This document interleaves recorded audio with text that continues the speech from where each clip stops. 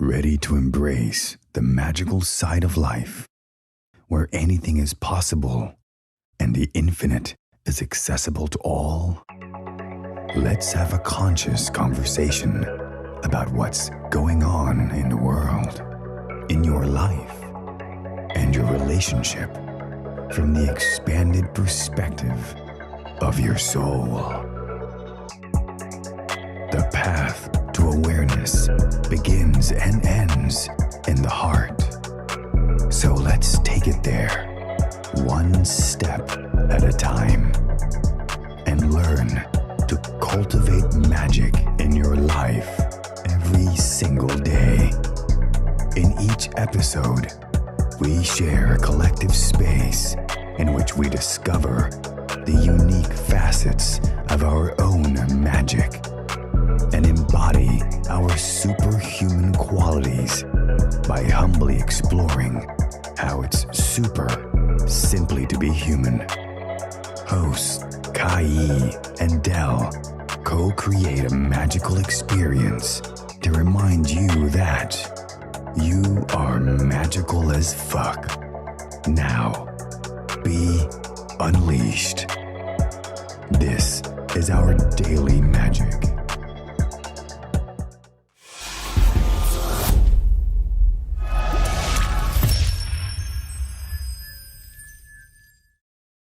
Welcome, everyone, to another exciting episode of Our Daily Magic.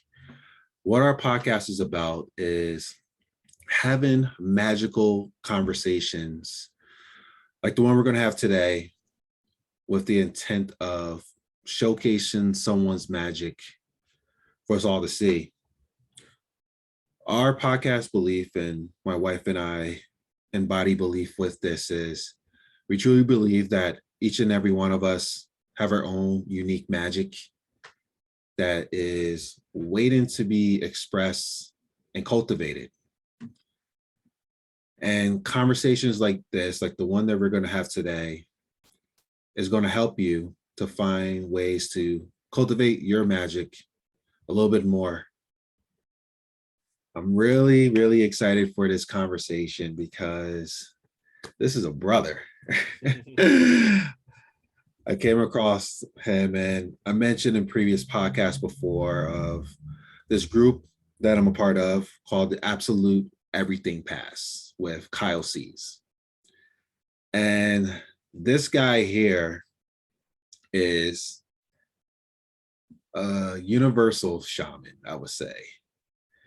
And what he's doing is expressing it in a way for finances. This is going to be a great conversation. Please, if you have any questions whatsoever about your own finances, ask them, listen, have the intent with this conversation to get what you need to improve your own financial situation in your life. Listen with that intent, you'll get what you want. I know I am. So I am one half of the magical co-host Dell. And of course, hi, I'm Kai. And we are, again, going to have a really magical conversation. Type in the comments, just say hello, and also type in whatever questions that you have, and we'll do our best to field them. Now, I get the pleasure of introducing Larry Morrison, who is also known as the Financial Shaman. He's a speaker, an author, an educator, teaching the ins and outs of finances to change mindset about money. Now, Larry helped people get rid of all kinds of debt, fix their credit, and grow their money. But no matter how much debt he got rid of, and how high he got a client's credit score, or how much money he amassed for them, he still encountered their fear. His clients were just as stressed out, anxious, and neurotic about their finances after they hit their goal. And, just the same as they were before that they were even set. So this is how he realized that what people really want when it comes to money is to remove their fears. And while he could do and have done much in the physical world to fix the problems on the balance sheet, plus educate people on all of the technical aspects and solutions, it would just never be enough. And so the fears would totally persist. So he decided to take the fear head on and shine the light of truth on it. The truth that no amount of money will take someone's fears away. The results you want are built from the inside out, and it all begins with how you feel about money. Now, like a drowning man who comes up for air and finds the shore, he only wants to help others see money for what it is, if they really want to. Welcome, Larry. Thank you. I want you to introduce me every time. That was so awesome. Right? That was so cool. I never heard it spoken out loud so perfectly before. Thank you for having me, both of you. I appreciate being here. You're welcome. Yeah. What an intro.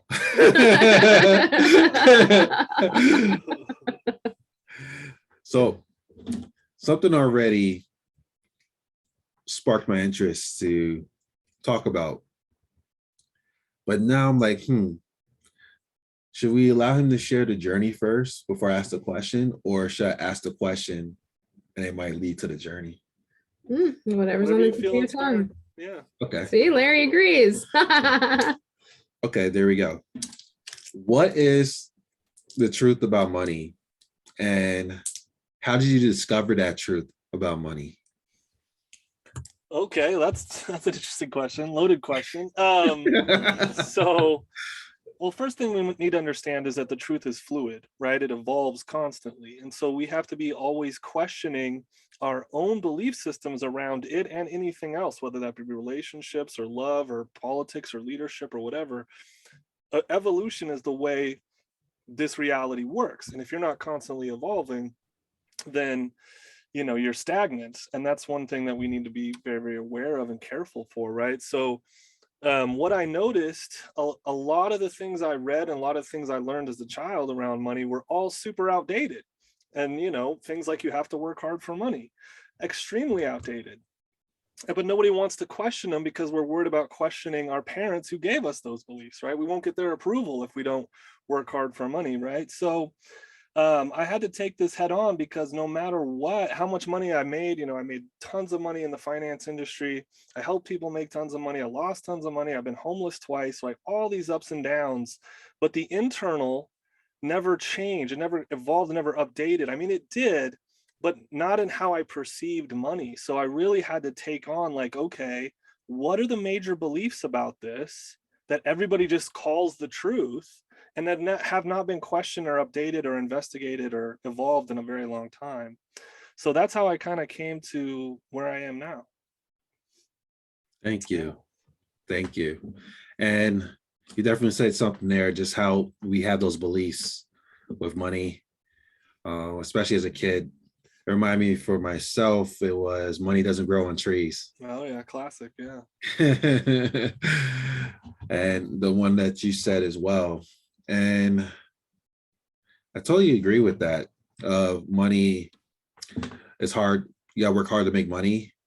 And how back in the day, it was designed like that. Yeah, I mean, think about it like this, like you would want a hardworking workforce, right? So of course you would want to indoctrinate the massive amount of people in your country to do that, to work hard so that you can build an industry, you can build, an entire nation. But then you come to a point where we have all of this efficiency with technology and, mechanics and robots and all of this stuff, self-driving cars here pretty soon. So it's like, why are we continuing to work so hard? And what is that doing for us besides making us feel like we deserve money? I always say it like this. The word earning means to suffer to deserve. I've got to suffer in some way, shape, or form to feel like I deserve it. Just like if you said I earned a rock hard body, that means I really suffered to get it, right? And so we come to this place that's like, how much hard work is enough? Because if we're working too hard, we're going to burn out our bodies if it's too physical, if it's too mentally draining. we're gonna work to the point of death. The Japanese have a word for that, which I think it's like kiroshi or something like that, where they literally work themselves to death, their brains shut down.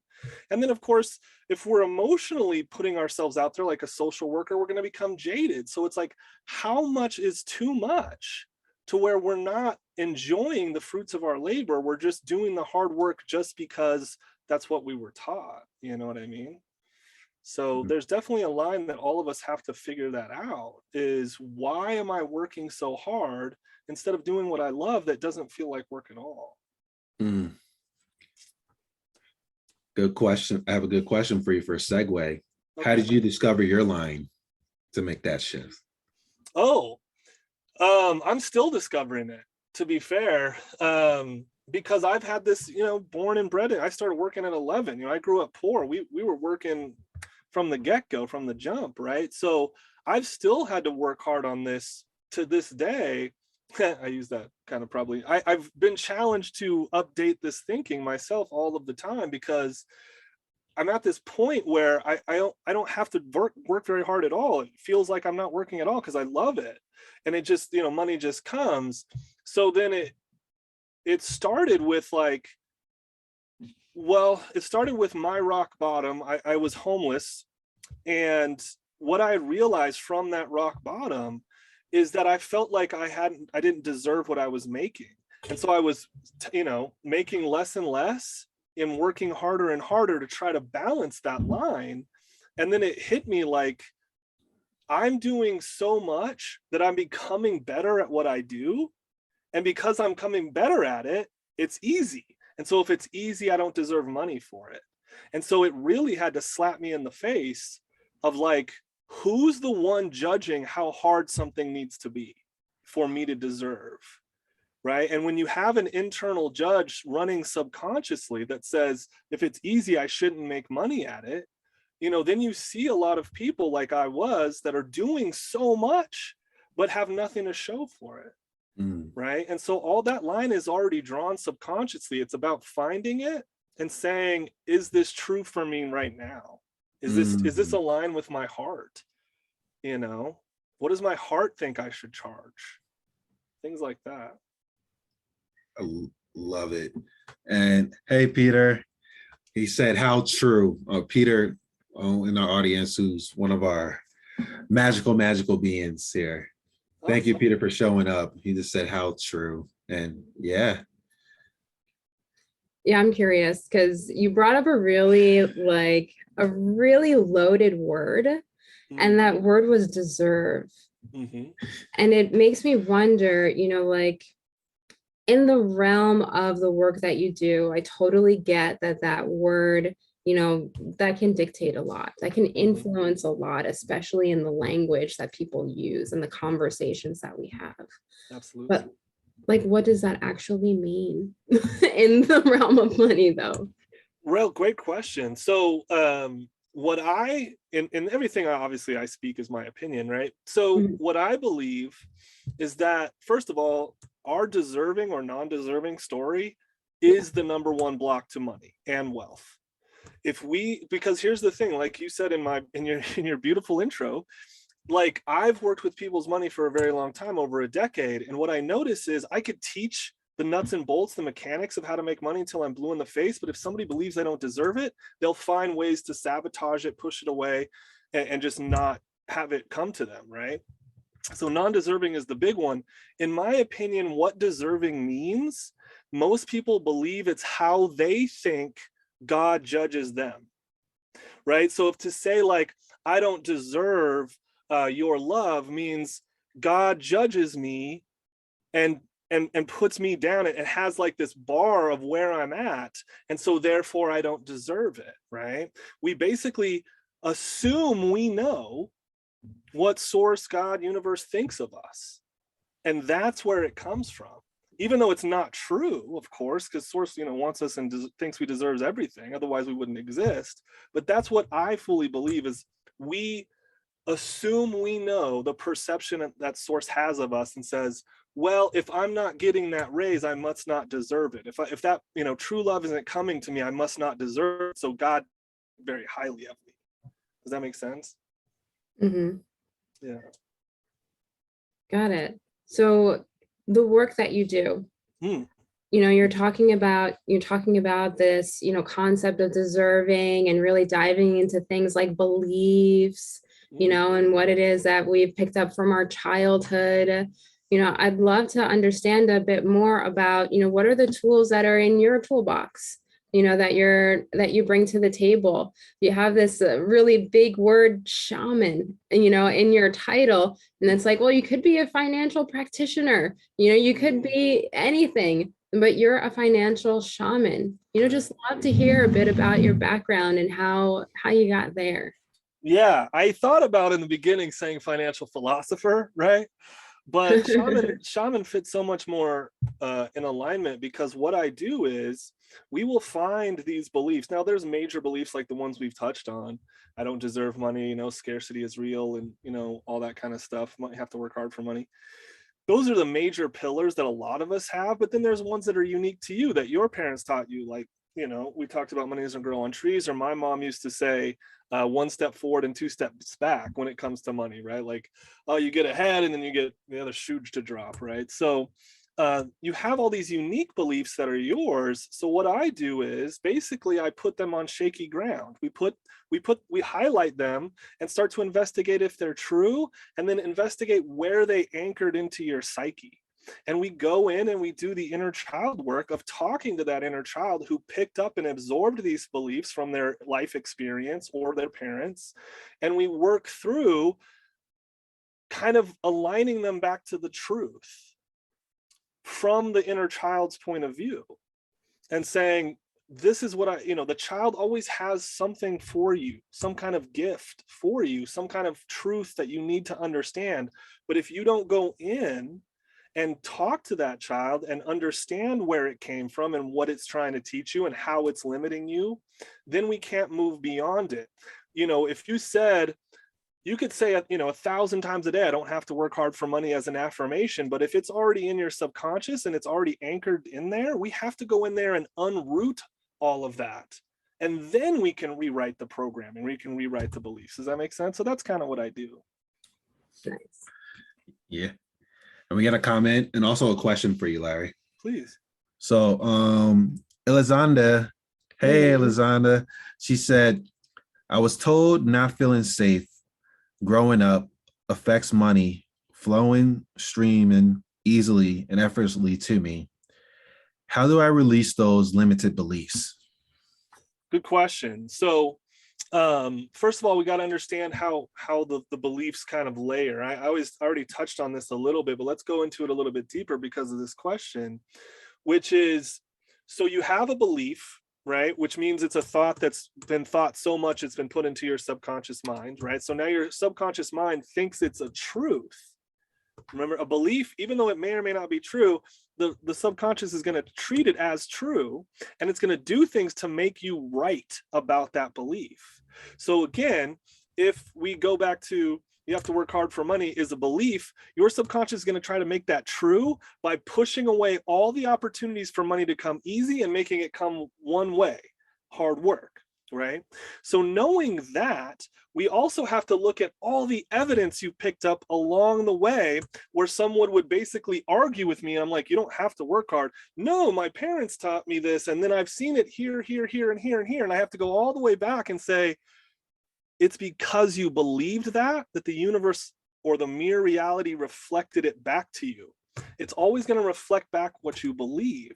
So you have to go all the way back to the beginning, or at least where it anchored, like this was a really big event for you, like a trauma or something, where it anchored into your subconscious.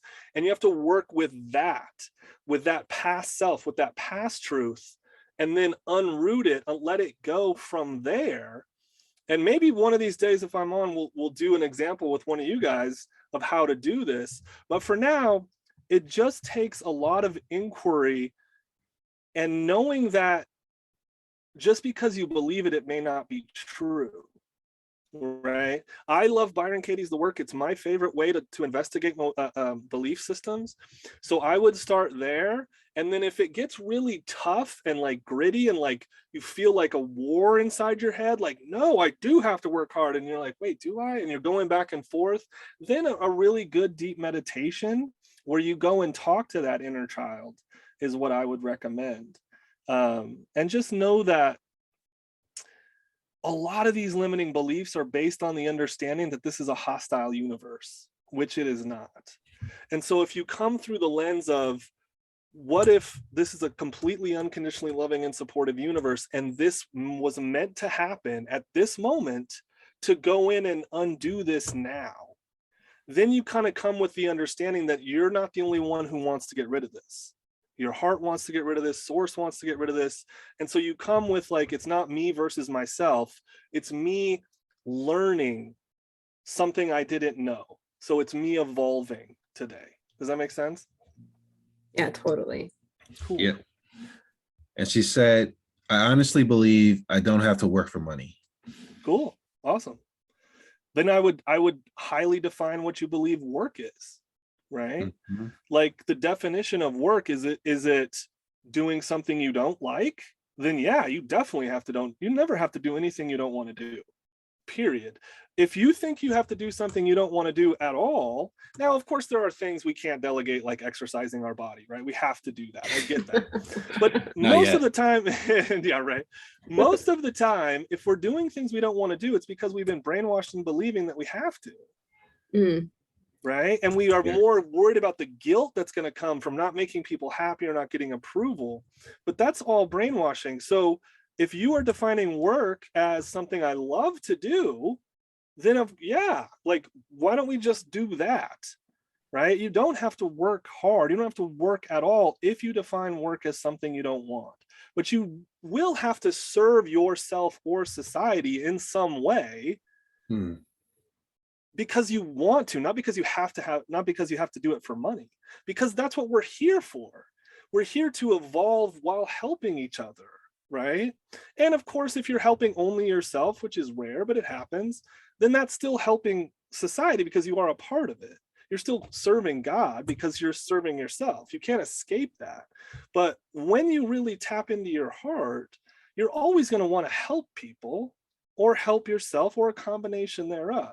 So can we do that and, have money come in for that? I say, of course. She said, I want to play with consistent stream and flow. And then she said, work hard.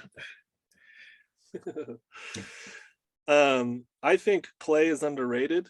I think, we were talking about this before the call, which is, why can't we have fun and evolve and do all this stuff, right? Because we've been taught that like it's either work, which is something you don't want to do, and then play. Well, why can't we blend these two? Why can't we update this to say like, let's have fun? Like, this is fun, right? We're just talking. Like, this is amazing. Like, why couldn't we do this all of the time? We've been taught that work is supposed to be hard and difficult and drudgery and things we don't want to do. But that we can update that, we can evolve that perspective. Yeah. It's like the playground, playing in the playground right now. The sand pit. Right. Absolutely. Oh, yes. That's the one thing before the questions popped up that definitely sparked me that I want to ask a question about. And I know it resonates with you as well, because you talked about it with me before. And it pertains to something being easy for you to do and charging a premium for it. And what it reminded me is a situation, because obviously something's easy for you now, but like you mentioned before, just how you work at it for it to become easy for you. It wasn't easy for you to begin with, but then it got easier because of the repetitions you put in. But then you could potentially feel guilty because like, this is so easy for me. So why am I going to charge a premium rate for something that's so easy for me? And you may forget the fact of all the work that you've done. Correct. I like to use the analogy of a doctor, right? So a doctor, no matter if it's a specialist or not, that's not what I'm going at. But like, you go see a doctor and they charge a pretty obscene amount of money sometimes, right? And you're like, wow, you only saw me for 15 minutes. How are you charging me, $1,000 or something? Because what you don't see is the decade of schooling that they had to do, right? All of that time to get them here. You only see the surface, not what's all underneath. So in my opinion, the best way to set any prices for what you're doing is to ask your heart, and it should be slightly outside of your comfort zone. It should be at this place where you're excited that somebody would want to pay you that. And it's kind of scary, a little bit scary, right? So it's right on the threshold, right beyond it, because you want people to see the value you're bringing. And if they're willing to pay that amount and you're like, dang, I'm excited to talk to them. They want to pay me this much. Let's do it. That's the exchange it should be at, right? You're both excited to trade for the value you're getting or giving. That's where it should be. Not like, oh, it only takes me 5 minutes to do this thing, so it should only be this. No, don't measure that. Ask your heart what it should be. Thank you. Yeah. And Lazanda said, thank you. The goal is blending the two, work and play balance. Yeah. I estimate probably only about 10% of the people on this earth actually go do what they love every day. Mhm. And wow. Yeah, so even if you can start to like see what you do as a serving yourself and humanity. So you like, if you're only looking at it at serving humanity, you're like, oh, I could become not that there's anything wrong with social workers. I love social workers, but like you could become a social worker getting paid very little for putting out way too much, right? Putting out way too much of yourself if you're only looking at serving humanity. If you're only looking at serving yourself, you could justify chopping down a rainforest and all this kind of stuff just to make money, which would hurt the rest of the human race, right? So there is a balance between how much are you serving yourself and how much are you serving humanity. And there is a nice blending of like, okay, I can't starve to death if I'm serving humanity, right? So I've got to charge what I'm worth. But at the same point, I can't only be focused on money, because then that's not the point of this game, right? We didn't just come here to make money. We came here to evolve in a fun way and help each other do the same thing. So I don't look at it as a work-life balance or a work-play balance. I look at it as like, how much am I serving myself and how much am I serving humanity? And serving myself might be playful, but at the same time, it might also be helping others. I find this super fun, right? So it's just one of those things where it's going to be a situation by situation, person by person thing. It's not a hard and fast rule of like, oh, it's 60-40 work play. No, that's not how it works. It's follow your heart as much as possible, and it'll lead you to that right place, Yeah. I love that. And it makes me curious too, like, to ask you for a peek into the life of what that's really like. Like, what does it look like for you on a daily or weekly basis to be in your passion and to be literally doing this? Yeah. Honestly, I feel like I'm retired. Because I've crafted my schedule to where I only see clients about 3 days a week, about 4 hours a day. And it doesn't feel like work at all. It feels like, we have these great, deep, intense conversations where we clean up, a bunch of stuff. I learn, they learn. And the rest of the time I either, I do a lot of writing. I put videos out, podcasts. I do all that stuff too, these kind of things. But again, they don't feel like work. So I literally wake up and I have what feels like an infinite amount of time. Like I'm picking up new hobbies, and I spend a lot of time in nature, obviously. So like, speaking of nature, you know what it feels like? It feels like I'm moving at the speed of nature, at the pace of nature. Everything just has an abundance of time. Like whatever it is, like I can do it tomorrow, I can do it today. It's no big deal. We just have time. That's what it feels like. Wow. And curious, just if you would like to either affirm or dispel this belief, but does freedom equal time, or time equal freedom? How are they related in your world? That's a great, let's play with this. So for me, freedom means the freedom to follow your heart, right? To follow your heart no matter where it leads. That's to me what freedom means. And I think every human being that's ever come and will ever come yearns for that freedom, right? It feels like it's blood to us. Like we just want to follow our hearts, our highest excitement. We want to do what we want to do. And so with time, it's always now. So there's no, like, time as a human construct, right? Of what we think clock time looks like. But let me put it to you like this. Scarcity, when it comes to money, is being broke, basically, is having very little.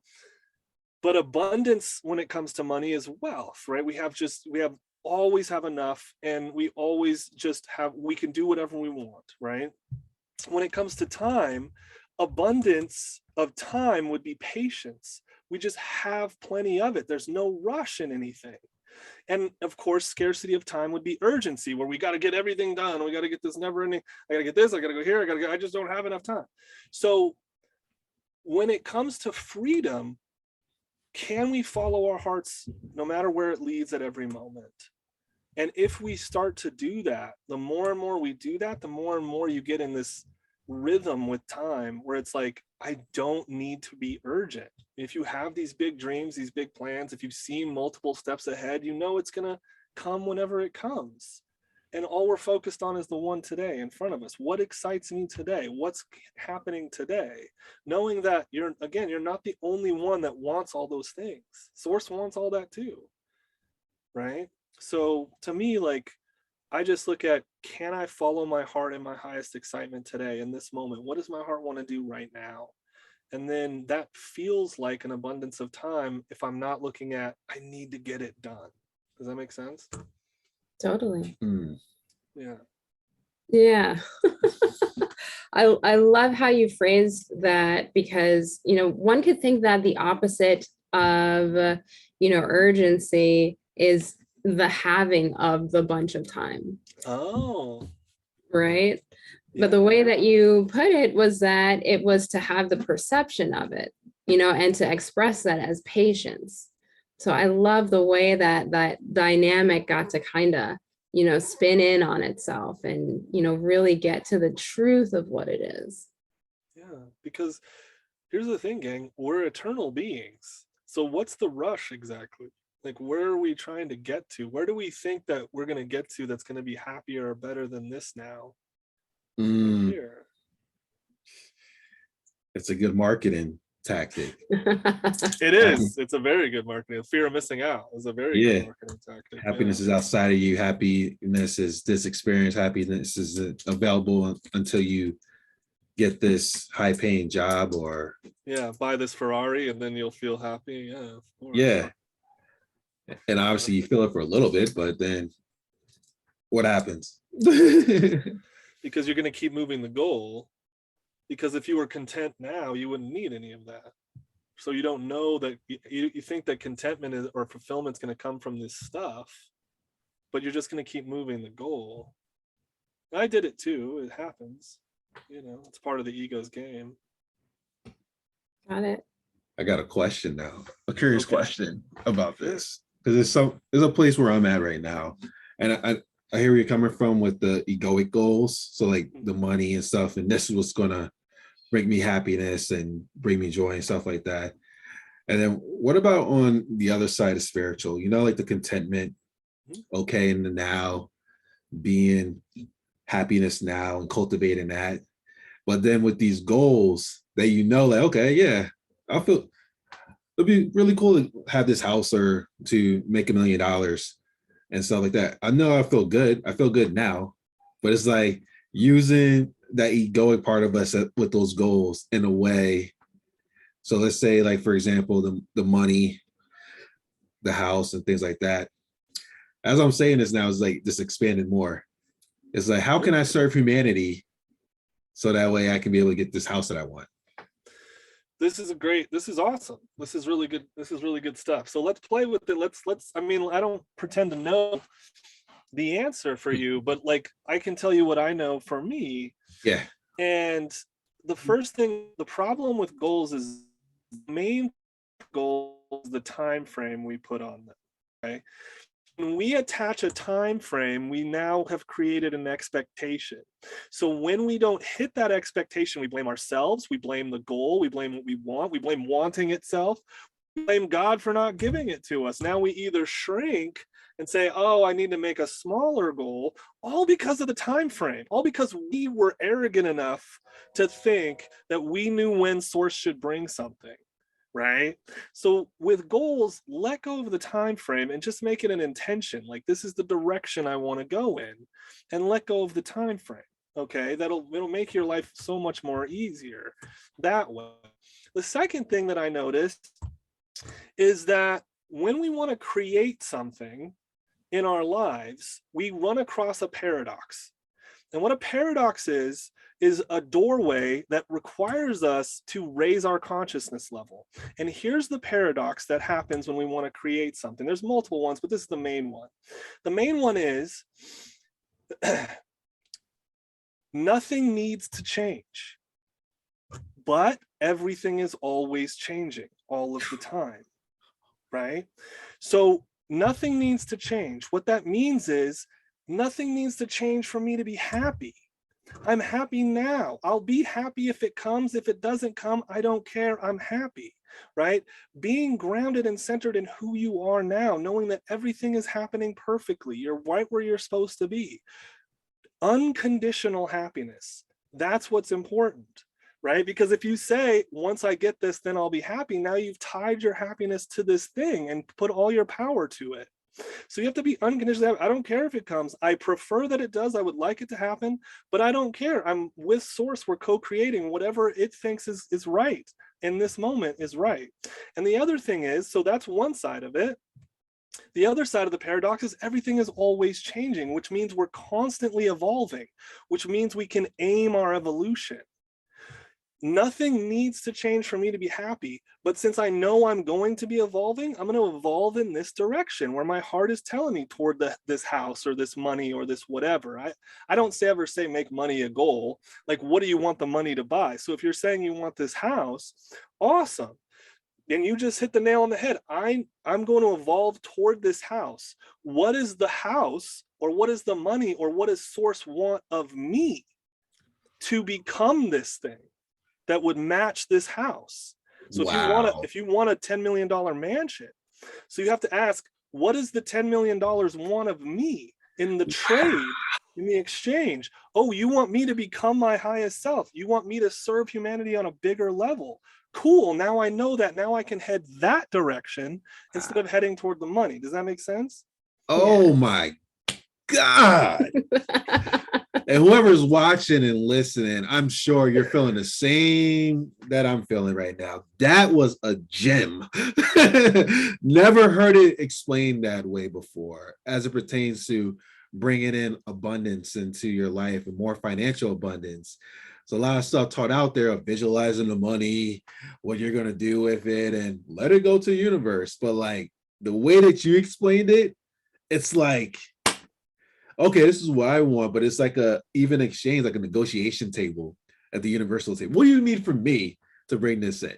Yeah, and then it's like, because it's a frequency match. You have to match the frequency of what you want. And if you're trying to match abundance, you have to be abundant in all areas. So now we have an abundance of time. It's going to take us ever long as it needs to be. I have an abundance of energy. I have an abundance of wisdom that's pouring out. I want to help an abundance of people, right? It's in all of these areas. It's not just the money. The money is an amazing indicator. It's an amazing tool to go inside, right? That's why I call myself the financial shaman. I use it as a lightning rod. I can sit here and talk and say, what did your parents teach you about money? And start to get an amazing insight into your psyche. Right? But it's just another way to go inside and attune ourselves to the frequencies of abundance, of unconditional love, of God, of source, of service, of gratitude, of happiness, right? This is what we need to do. We're attuning our frequency to the thing we want. We don't ask it to come and us to get there. That's very linear thinking, right? Linear thinking is what we've been taught. Like, do these things, step 1, step 2, step 3, step 4, then you get the thing. No, it's non-linear. It's wanting to come to you. This mansion you want is wanting to come to you. It's trying to get at you. All you have to do is remove all this bullshit about money doesn't grow on trees. I don't deserve it. All this stuff. You have to remove it to let it in. So it means to raise your frequency to match it. Does that make sense? Yeah. Thank you. Yeah. And Elizonda said, wow, that's so deep on so many levels. Aho, amen. Say it again, Shaman. I got this all day. See, I have an abundance of this stuff. This is what I do with all this time.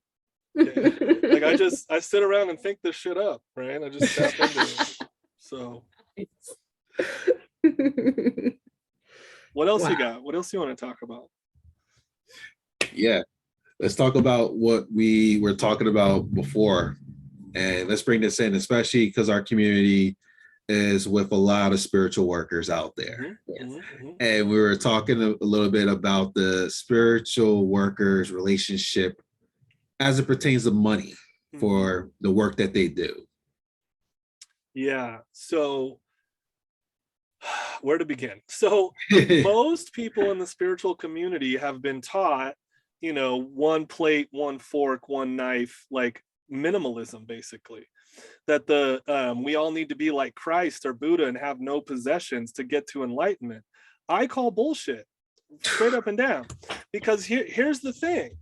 Like, there's no right or wrong way to do life. There's no right or wrong way to do life. And so we can manifest and create, we can do anything we want to do.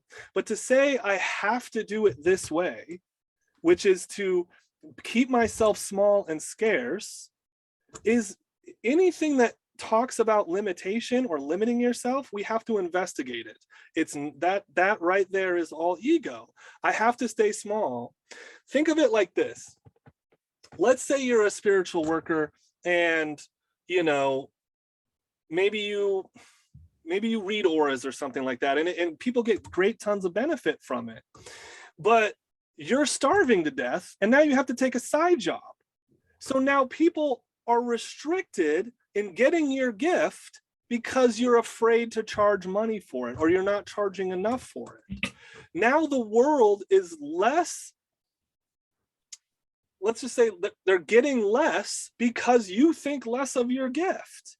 That helps no one. You staying small helps no one, especially you, right? So this relationship with money has to be investigated, has to be attuned, and has to be shifted so that you get to express yourself and your gift to the highest possible level. That's what Source wants. If you believe that Source gave you inspiration or gave you a gift so that you could bury it and work a 9-to-5 job and do it on the weekends, you're mistaken. That is not correct, right? If Source gave you an inspiration, then that means you need to follow it as far as you possibly can with no attachment to the outcome, but to follow it because the doors will open if you believe that you deserve it and you're worthy of it. Right? This is what I was talking about. Remove all these barriers, and that's how we do it. You follow your highest excitement. Your highest excitement is going to run you smack dab into your limiting beliefs, like, oh, nobody's going to pay for this, or I can't make money doing what I love, and all this other nonsense. You have to push through those barriers, undo those limiting beliefs so that you can keep going, right? All this energy of your excitement is to keep you going, not to run you into these things and stop, right? So like, I just, when I see spiritual people, I know that they want to figure out money. I get it. And they feel bad for even talking about it. Like, I know we've all read Abraham Hicks. I did. We all listened to them watch The Secret a million times. How do I make money come, right? So, but then we put it out there like, I want to figure this money thing out. And then the spiritual community, not everyone, but a lot of them are like, oh, you shouldn't want that. That's like Superman using his gifts to rob a bank or whatever. Like, you shouldn't use this magic for money. No, what? No, we don't want to worry about money as we're putting our gifts out there. We want to effortlessly do this as much as possible. Right? So let's not shy away from the subject. Let's put it on under the microscope. What did your parents teach you that you're still carrying around? Or what did the spiritual community teach you that you're still carrying around? Right? That says money is somehow a bad thing, or it's evil, or if I get too much of it, I'm gonna become a narcissist, or I don't want to become a bad guy, so I don't want money. Like, all that stuff needs to be looked at, every piece of it. Yeah. And even like that guilt of having too much money. So like one of the ones that I had to believe is like, I would feel guilty if I have all this money and I tell people no, like you can't get like some money off of me type of thing. Yeah. So people coming out the woodworks. It's like what happens in the lottery when somebody like hits the lottery and then like every single person they've ever like, met message them and stuff for it. Yeah, but here's the thing. If you find a way to abundance through, just like I did, through spiritual practice and attuning your frequency to it, you will not, yeah, I give money away. I give money to homeless people and charity and all that stuff. But you realize that you want to help people fish, not give them fish. Right? So when you become abundant through a means that was totally unique to you, right? You followed your highest calling, your heart's calling, and it got you there. Yeah, of course you want to give some away. You'll be generous. That's a frequency of abundance, is generosity. It's not a big deal. But when people come with their hand out that aren't, like disabled or homeless or whatever, you want to attune them to their frequency of abundance. You want to help them learn to do this themselves. You empower them to remove these barriers and have source and them flow their own abundance to them, not give you theirs, right? There's a difference between helping someone up and then having them drag you down or become a vampire and like leech it from you. Like, no, I'm abundant. You can figure it out too. That's what happens when you attune this way, not a lottery winner. Not that they didn't attune that way. I don't know every lottery winner, of course, but like, that's what I notice is I help people attune their own frequency to the source that has infinite abundance, that infinite money, right? I can give you some too, but why not go to the source? You know what I'm saying? Yeah. Wow. And then Elizana had one more question, another one. She said, how do we, this spiritual awaken, push through scarcity? And she's asking if you could offer her 1 or 2 simple steps that she can incorporate daily to do that. Okay, so scarcity. The first and most important thing to understand every time scarcity comes up is that you've always had enough. You have always had enough. Every single living creature on this planet has always had enough. Otherwise, they wouldn't be here. So you have to see through the illusion of scarcity. First and foremost, that's the first step. When scarcity comes up, oh, I'm going to be short this month on bills. How many times has that happened before? And some miraculous thing came along that saved you. And then we immediately forget. So the trick of scarcity, one of the main things it does is to wipe your memory of the last time it happened. So when you come across scarcity, the first thing you should do is go, how many times has this happened? And write down or list them out. And then this happened, I got my butt saved, and then this happened, and then this person said, and then I asked for help, and all of these things happened to continually get here. Thinking that you're going to run out of money is like thinking that you're going to run out of air. Nobody worries about running out of air or not having enough tomorrow because there's always enough, right? So the first thing you have to do is to become aware that you've always had enough and you always will have enough. So when that happens, when you can come back to baseline and be grateful for everything that you have. So I would be, first thing is to remember how you've always been rescued. Step one. Step two, come back to calm and start to be grateful for everything that you've ever encountered, every breath you've ever had, every dime that ever came to you, every opportunity. Be grateful. And when you get into the vibration of gratitude, then look at your money problem and go, how many different ways could I solve this problem? You have all of the tools in you to solve it.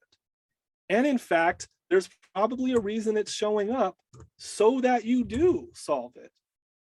So know that this isn't a hostile universe, that it's constantly unconditionally loving and supporting you. Know that this is just another step in your evolution. Remember all the times you've gotten past it before, and then be grateful, and then look at this problem, right?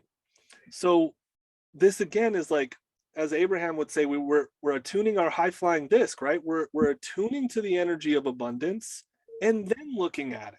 When you're caught in the illusion of scarcity, you're like, how am I going to figure this out? You can't come at it from there. You can't come at it from that kind of thinking. You have to remember how much you've been taken care of, how much source has your back, be grateful, and then look at it from new perception, from a different frequency. Does that make sense? Yeah. Yeah. And she said, you are 100%. Thank you. She'll make the daily gratitude list. I love that. Yeah. Yeah, that's awesome. She Daily said gratitude is super important. your response totally resonated with me. Awesome. Look at that. I love it. And it was perfect. Yeah. Can we backtrack? What time is it? 5:51. Can we backtrack to the part where you said, oh yeah, by the way, when you follow your highest excitement, it's going to run you right smack into your limiting beliefs? Why is that news to me? Does everybody know that this is the phenomena that happens? So let me use this analogy, right? Here's the analogy. This is one of my favorites. Imagine you are getting into a hot air balloon, right? And the hot air balloon is your highest excitement. And so you get in, you fire it up, you start to follow your highest excitement, but you have all these sandbags weighing you down. That's your limiting beliefs. So to get to where you need to go, you have to start cutting the sandbags. And so this is one of the best ways, if not the best, sure, let's just call it the best. It's the best way to find your limiting beliefs, is to start to trust yourself and to start to trust source and to follow your highest excitement, because it'll go, oh, all right, you want to follow your highest excitement, you got to deal with this. Your parents' approval, got to deal with that. Oh, okay, you're done with that one. Okay, here's the next one. You got to worry about everybody, what else thinks of you. Oh, you don't know what you're doing. You blah, blah, blah. So it's going to keep serving, and you got to keep alchemizing, letting go of these beliefs, turning them around to keep going, to get that momentum, right? To where you you get this momentum, and then you come across bigger and bigger challenges, which open you up to bigger and bigger and more people, right? So it's teaching you, it's evolving you through your limiting beliefs, because as a spiritual worker, or if you're holding space or helping anyone, you're typically going to help people with what you've already been through. So source is like, oh, you want to help people? I'm going to put you through a lot of shit. And that way, once you get through it, now you can help them, right? So that's what it does. I help young entrepreneurs all of the time, and I help them through my own experience. Like, oh, I can tell that's the limiting belief you're working on right now, right? That's how it works. Yeah, or in my experience, it's how it works. That's paradigm shifting. Like it's like almost hilarious. Hilarious. Nice. Love it. Awesome. But yeah, to know that is like literally part of the process. Mm-hmm. It just makes so much sense now. Yeah. Everyone that we consider great, they all had to do the same thing, right? They had to follow their heart over what everybody else thought, and then they had to encounter all of this stuff, right? And find their own way to let it go. I just like using Byron Katie's The Work and trauma work and child work and all that stuff. Yeah. That's what worked for me. So that's what I help people with. Wow. Yeah. Awesome. Yeah. Yeah, this whole thing went by so fast. We've got like 5 minutes until the top of the hour, and you've shared a lot of really potent messages. So one is that Thank you. definitely want to Appreciate it. thank you. Yeah. Yeah, of course. I'm happy to do it. This is what I love to do. So thank you for inviting me and listening. Absolutely. And if there was just one thing that a person could either walk away from this conversation knowing, or just one thing that you'd like to throw in the hat at this point of the conversation, what would that be for everyone who's listening and watching? So here's the thing I want everybody to recognize, okay? When we talked about scarcity, we talked about there's always enough. So I want you to remember this as you go throughout your day. There's a difference between abundance of money and abundance of money. And here's the difference. Imagine that abundance is not stores of wealth. It's not stores of money and capital and all that stuff. Abundance is simply this. It's the magic wallet. The magic wallet is when every time you open the wallet, it has exactly the amount you need. That's abundance. Thinking that you need millions and millions of dollars is not abundance, that's fear. The only reason you would want all of that money is so you're not afraid of running out.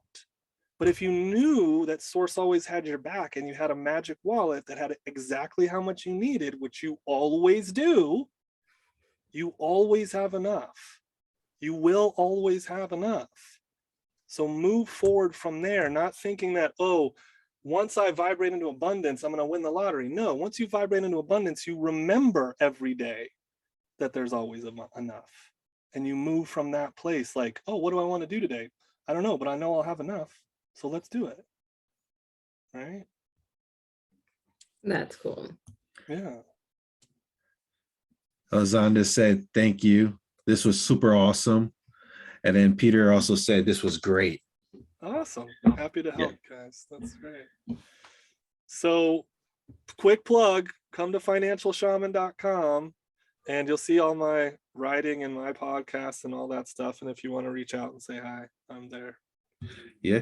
And also, are you still offering your one-on-one services as well for people?